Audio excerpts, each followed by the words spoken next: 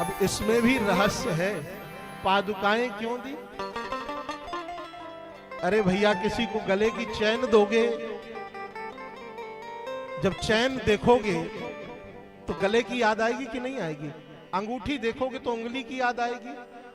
राम जी ने पादुकाएं दी, क्योंकि खड़ाऊं दी, पादुकाएं दी कि भरत तुम कामना लेकर चले थे कि मुझे रघुनाथ पद चाहिए, तो पद तो नहीं जा रहे पर पादुकाएं जा रही हैं। जब जब इन पादुकाओं का दर्शन करोगे तब तब तुम्हें राम जी के चरण पद का दर्शन होगा। इसलिए प्रभु करी कृपा पावरी दीन,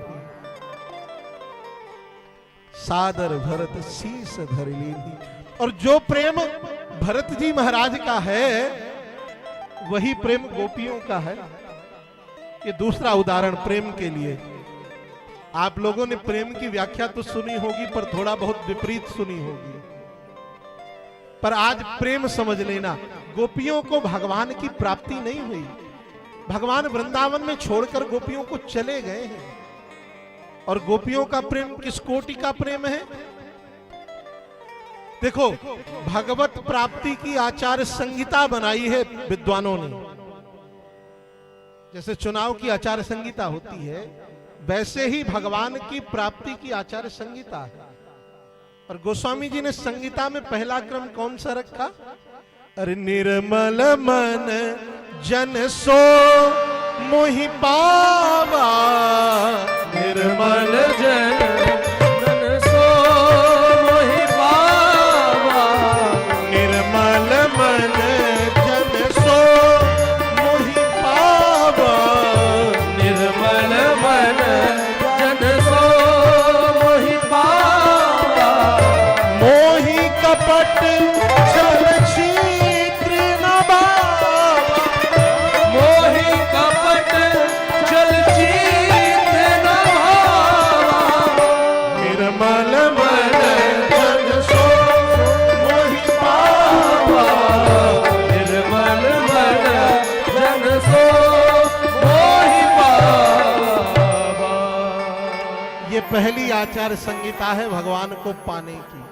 निर्मल मन जन सो मोहि पावा। कौन पाएगा भगवान को? जिसका मन निर्मल है।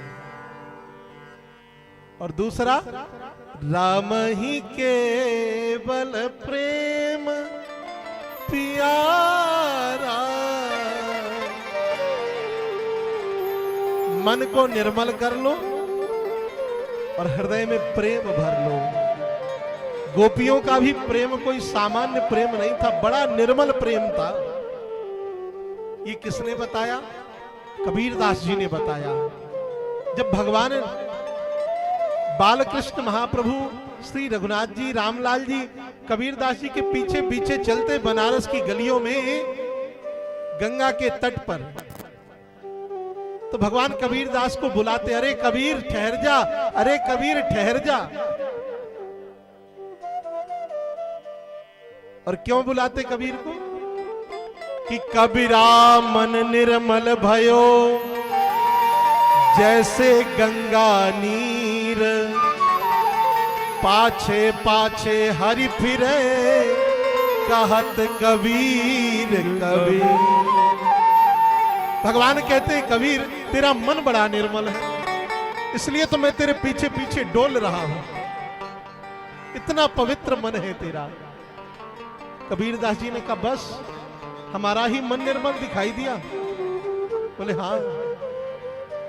तो कबीरदास जी ने कहा हमसे कहीं ज्यादा निर्मल मन तो उन गोपियों का है।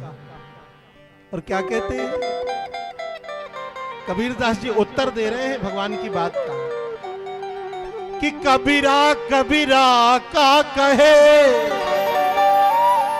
चल यमुना के तीर, एक गोपी के प्रेम में बह गए कोटि कबीर। एक गोपी के प्रेम में करोड़ों कबीर बह जाएंगे। इतना अद्भुत प्रेम है गोपियों का। और सुनो, वह गोपियां भगवान से कहती हैं कि हे प्रभु, हम आपकी अशुल्क दासिकाएं हैं, बिना शुल्क की दासिकाएं हैं। तो भगवान की प्राप्ति का सर्वोत्तम साधन है निष्कपट प्रेम।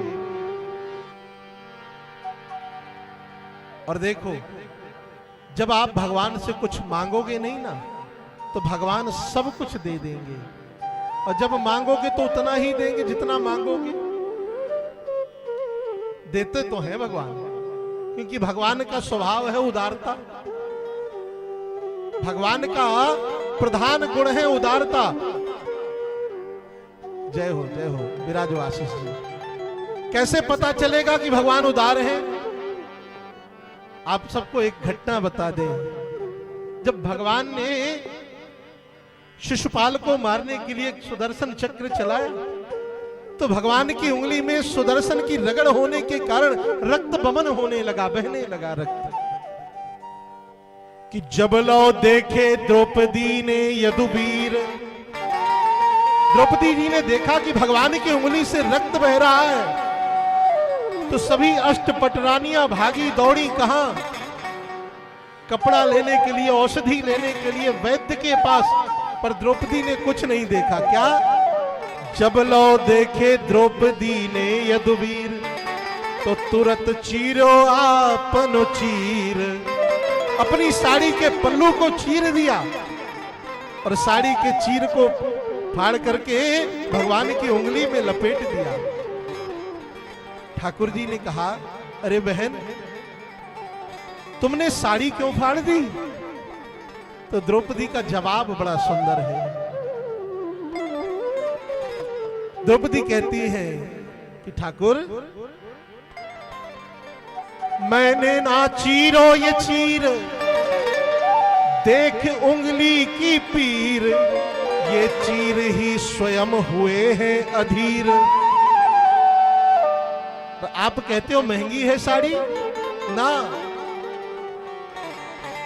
ये धागे हैं अभागे जो अभी साड़ी में लागे हैं, और उन धागों के भाग जागे जो आपकी उंगली में बांधे हैं। उन्हीं धागों के भाग्य जगे हैं गोविंद जो आपकी उंगली में लिपटे हैं। ठाकुर जी ने कहा, बहन, याद रखूंगा इस दिन को, न जीवन में भुलाऊंगा। समय आने पर मैं काम तेरे आऊंगा। एक टुकड़ा लपेटा था द्रौपदी ने। कितना?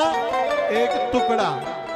बदले में भगवान पूरा वस्त्रावतार धारण ही कर लिए, साड़ी ही बन गए भगवान। और दुष्ट दुशासन खींचता खींचता थक गया।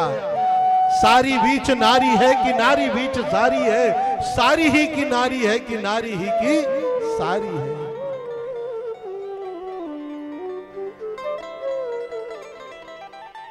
तुम्हारे बाप भगवान के प्रति निष्कपट प्रेम हो। और देखो, प्रेम का एक और उदाहरण दे दें। गोस्वामी जी ने प्रेम के लिए बहुत सारे विषय लिखे और आचार्यों ने भी बड़े सिद्धांत लिखे। चलो, किसी से निष्कपट ना बने तो एक ऐसा प्रेम कर लो। कैसा?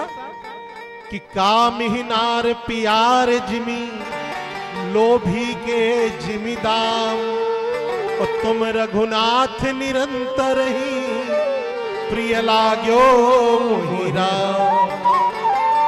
जैसे कामी व्यक्ति कामना की पूर्ति के लिए अपनी कमनिया से कितने वादे करता है, और जैसे ही कामना की पूर्ति हुई तो कामी का प्रेम समाप्त।